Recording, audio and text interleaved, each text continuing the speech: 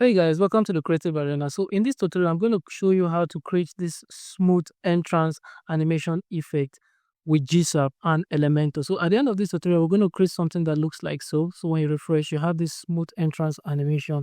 And mind you, if you're using the Elementor free version, you'll be able to achieve this effect as well. And I'll walk you through on how to go about achieving it. And it is responsive on all devices.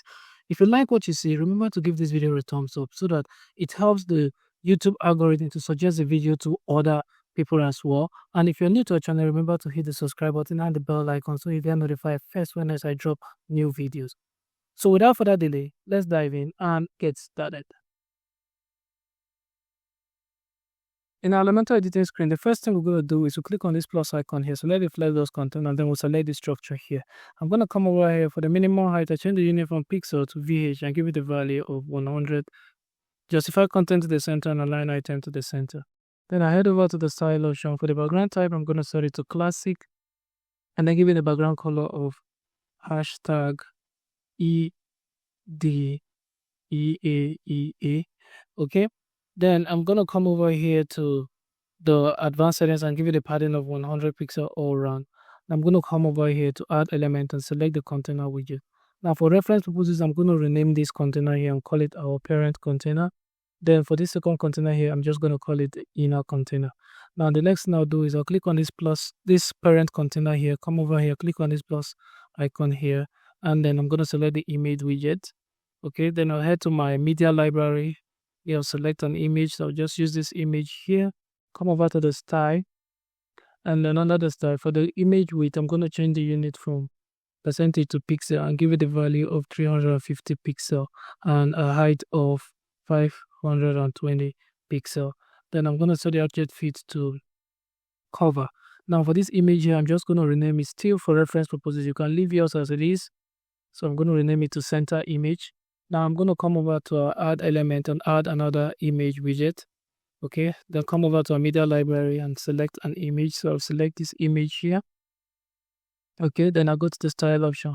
For the width, I'm going to change the unit from percentage to pixel and give it the value of 300 pixel and a minimal height value of 420 pixel. Okay, then I'll come over here for the border radius. I'm going to give you the border radius of 20 pixel all around. So we'll have something like that. Okay, so now the next thing I'll do here is I'll go to the advanced settings. Then under the advanced settings, I'm going to come over to where we'll have the position and set the position to absolute. So we'll have it placed here. Now for the horizontal orientation, I'm going to delete the offset. And then for the vertical orientation offset, I'm also going to delete it. So now place on the center. Okay. So now that I've done that, the next thing I'm going to do is I'm going to head over to the transform effect. Now for the rotate, I'm going to set the rotate to minus 10 degree. Okay. And then I'm going to come over here for the offset. I'm also going to come over for the offset X. I'm going to change the unit from pixel to percentage and then give it a value of minus 75%. Okay. Then for the offset Y, I'm going to change the unit from pixel to percentage and give it the value of minus 23%. Okay. So now that I've done that, the next thing I'm going to do here is I'm just going to rename this image here. See, for reference purposes, I'll call it our left image. Now I'm going to duplicate it. Then for the second one, I'm just going to rename it and call it our right image. A right image. Okay, so now for the right image, I'm going to change the image to to this. All right. Then I'm going to come over here to the advanced settings. This for the styling is going to be the same, but for the advanced settings, I'll come over to where we'll have the transform. Now for the rotate, I'm going to change it from minus 10 degree to 10 degree. And then I'm going to come over to the offset. I'm going to change it for offset X from minus 75% to 75%. So we now have it placed like so. So the next thing we're going to do is we're going to bring this center image to the front. So to do so, we're going to go to the center image, come over to the advanced settings and increase the Z index value to 2. So we now have it placed in the front. So the next thing I'm going to do here is I'm just going to come over to our add element and then select the heading widget. Okay, so now for the heading widget, I'm going to change the text here to nature's free gifts. Okay, and for the HTML tag, I'm going to change it to span. Then I'll go to the style option. Alignment, I'm going to set it to the center. For the typography, I'm going to come over here. Font family, I'm going to set it to more Mokio Pop 1. Yeah, you can set the font family to whatever font you want to use. Okay, so now for the font size, I'm going to change the unit to REM and give it the value of 5 REM. Then I'm going to come over to the weight and set the weight to 900 black. Then I'm going to still on the typography, I'm going to come down here to where we have the letter spacing. For the letter spacing, I'll change the unit from pixel to EM, and then I'll give it a value of 0.05 EM.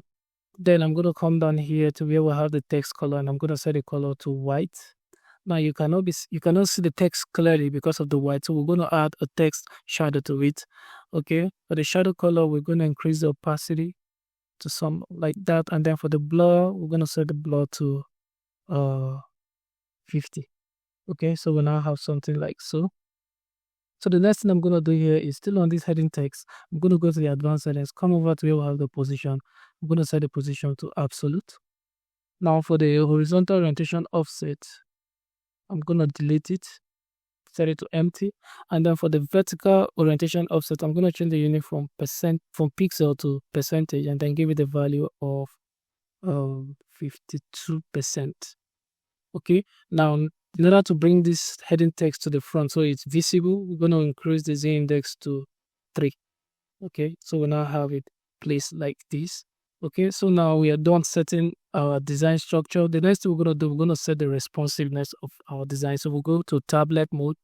Now for tablet mode, the center image, we're going to come over to the styling, and for the width, we're going to set the width to 300 pixel, and then for the height, we're going to set it to 420 pixel. Okay, then we're going to go to the left image. Now for the left image, we go to the style option. We're going to set the width to 250 pixel, and for the height, we're going to set the height to 320 pixel. Okay, we're going to do the same for the right image. 250 pixel and 320 pixel. Okay, now for the heading text, we're going to come over here and reduce the font size.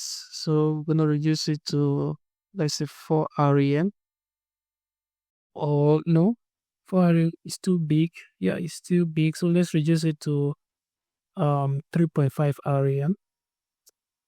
3.5 area. Yeah, this is much better. Okay, so we now have it work on looking good on tablet. Now let's go to the mobile. Let's fix it for mobile. Now for mobile, the first thing we're going to do, we'll go to the parent container. For the advanced settings, we'll come over to the padding, and then we're going to unlink this. To the top, we're going to give it a padding of 100, bottom 100, and then right 20 pixel and left 20 pixel. Now we're going to come over to the center image. For the width, we're going to set the width to 250 pixel. And then for the height, we're going to set the height to 320 pixel. Okay, now we're going to come over to the left image. Now for the left image, we're going to set the width to 200 pixel, and then the height, we're going to set it to 220 pixel. Like that. Okay, and we're going to do the same for the right image as well. We're going to set it to 200 pixel and then 220 pixel, like that. So for the heading text, we're going to come over to the heading text, and we're going to reduce the font size to about 2 REM. Okay, now it looks great. So we're done setting the responsiveness of our design. So the next step we're going to do here is we're going to add the CSS classes to the various widgets and container. But before we do that, I'm going to go to the parent container and then come over to the advanced settings, come down to where we have the motion effect. Now for the motion effect, I'm going to come over to the entrance animation and set the entrance animation to fade in. Okay, so now that we've done that, the next thing I'm going to do is I'm going to head over to my code editor. Now this is a code editor. These are the various CSS classes we'll be using, and the code we'll be using as well, including the GSAP code. Not to worry about this, it's going to be made available on the description of this video for you to have access to it for free. So now the first class we're going to copy is the parent class, and then under the parent container, we'll go to the advanced settings, come down to where we have the layout Yep, come down to where we have the CSS class and add that, the parent. Then we're going to come over to the center image, go to the advanced settings, come down to where we have the CSS class, and we're going to add this CSS class called center image. Okay, and then the next thing we're going to do, we're going to come over to the heading. Now for the heading text, we're going to go to the advanced settings, come down to where we have the CSS class, and we're going to give it a CSS class of text effect. And then I'm going to paste it here. Okay, so the next thing I'm going to do here is, now for those of you that are using the Elementor Pro version, you can easily come over to the parent container and then come down to where we have the custom CSS, and you're going to paste this effect there. You're going to come over here and then you're going to paste our CSS code there. So I'm just going to copy the CSS code here.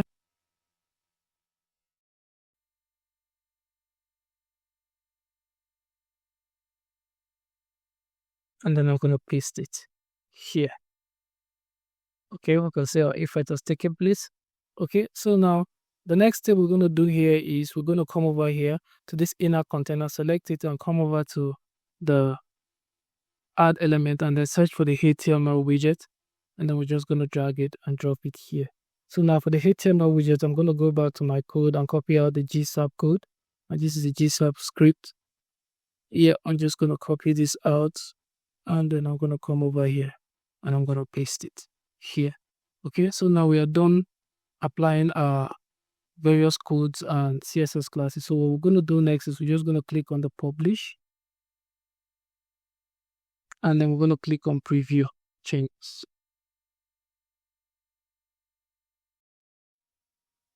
And we can see our effect working beautifully. And if we refresh this, we're going to see the effects come in like that. Okay. However, for those of you that are using the Elementor free version and you want to achieve this effect, what you're going to do here is you're just going to come back here. Now, instead of pasting the CSS code here on custom CSS, because the free version doesn't have this feature, all you just need to do is, you're not going to be making use of this. So we're just going to delete this. I won't be making use of it. So we now have it like this. Then I'll go back to my code. The code that I'll provide for you is going to come in this format. Now you're going to see that it starts here with the style tag. If you're using the Elementor Pro version, you don't need to copy this style here, this section here. You don't need to copy this section. All you just need to do is to start from here, copy down to here, and not include this close tag here if you're using the Elementor Pro version. But if you're using the Elementor free version, all you just need to do is to copy everything on the code from the start of this style tag here down to the end of this script tag. Just copy it out here and then come over to the HTML widget here, and then you're just going to paste it here. Okay, and then you're going to click on publish, and we'll go back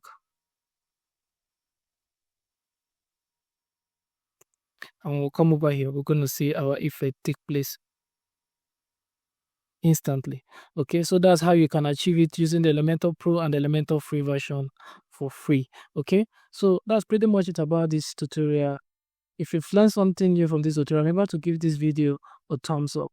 And if you're new to our channel, remember to hit the subscribe button and the bell icon so you get notified first when I drop a new video. And feel free to drop a comment wherever you are confused or have a suggestion, and I'll do what to attend to as much as I can. But until then, see you on our next video. Bye bye.